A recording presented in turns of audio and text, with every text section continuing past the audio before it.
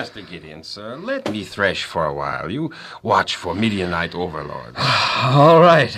I am pretty tired. Actually, I doubt if the Midianites would even think to look for us here at the wine press. It isn't the season for pressing out wine. Why, your God allows all this evil and oppression by the heathen Midianites? Oh, that's a good question, and I personally think it's because Israel has again turned their backs upon the true God and worship idols. But Midianites leave nothing at all for Israelites. No sheep, no oxen. Not even little grain that the women and children may eat. We are impoverished, but the Lord will deliver us from the Midianites. He promised he would through a prophet, and he will. Me hope God delivers soon. Let me take over the threshing. I want you to go to the house with a message for Father, and take with you some grain that it may be made into cakes.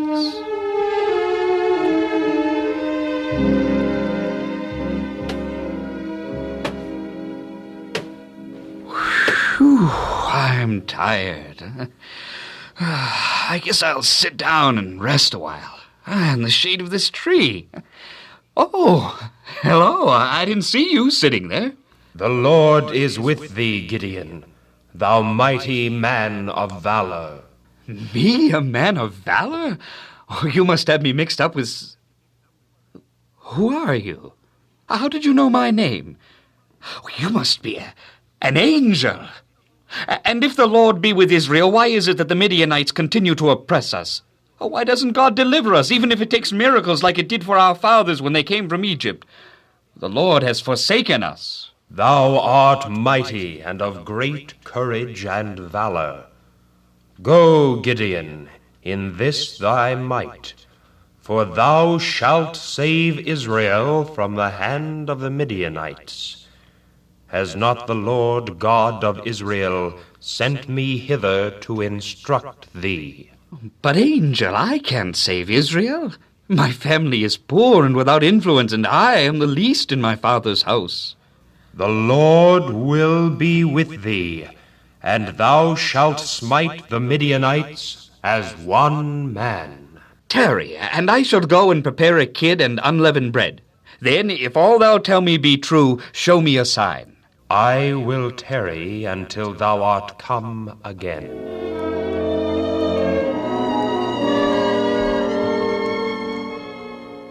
There, everything is in readiness.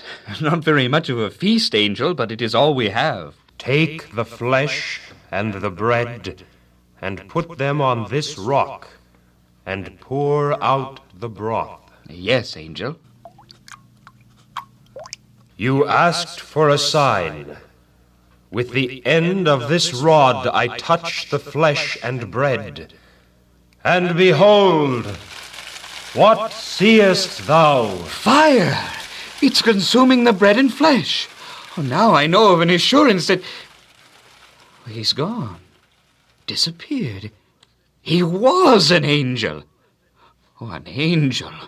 I shall die because I have seen an angel of the Lord face to face. Peace be unto thee, Gideon, and fear not. Thou shalt not die. Tonight thou shalt tear down the altar of Baal, that thy father and the people worship at. Thou shalt cut it down, and the grove that is by it. And then thou shalt build an altar unto the Lord God, and offer an offering with the wood of the grove which thou hast cut down. Master, sir, you sent for me? Yes, Führer. I want you to get 9 other men and meet me near the wine press immediately after dark. All 10 of you. Yes, Master. Well, go on. Get the other men. Quickly. Yes, Master, but what shall I tell them? Nothing. Just have them at the wine press immediately after dark.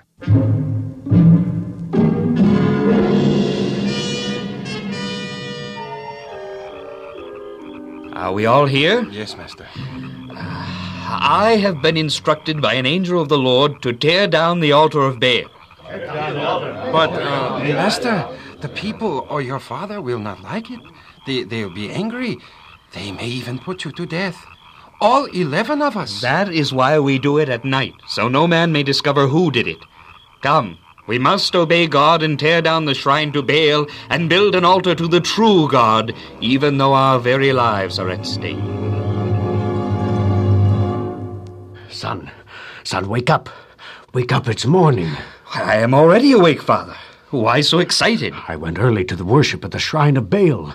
Someone during the night destroyed the shrine and in its place built an altar to the God of Israel. Who would do such a thing as that? Well, son, I think you would. You have never approved of worshiping Baal, and I have a suspicion you did it. Did you? Well, did you? Yes, Father, I did. I built the altar to God and have already offered a sacrifice upon it. But why? I believe in God and worship him, not Baal. But you destroyed something we believe in. Would you force us to believe as you do? Is it possible that you could possibly... Now, who could be coming this early in the morning? I don't know, but if I were you, I think I'd hide. Hide? Just as a precaution. There may be some angry townspeople at the door. Good advice, Father.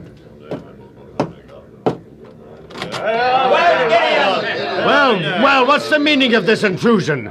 You weren't invited here. Now get back to your home. Just a minute, not so fast. We're here for Gideon. My son? Well, he is your son, isn't he? We want him, Joash, now. What do you want with him? Bring him out, and he shall die a slow, lingering, painful death. He's cast down and destroyed the shrine of Baal and the grove that was by it.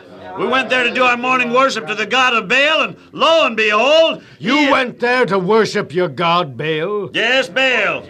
Then you freely admit that Baal is a god. Well, of course he is. And gods are powerful? All powerful. Then, if Baal is a god and powerful, you need not plead for him. Yes, we do. Are you trying to save a god who's stronger than you, all powerful? Huh? If he be a true god and powerful, he could have saved himself. But he didn't. Therefore, he must be a false god. Don't you say... Down with Baal, the false god. Whosoever plead for the false god Baal, let him be put to death while it's yet morning. Is there any among you who would plead for and worship a false god, one who hasn't even the power to save himself? Then go, brethren, back to your homes. I guess he's right, fellow townsmen. I, for one, am not going to worship a false god. Thanks for saving my life, Father. And now all I have to do, according to that angel, is save Israel. But how? How?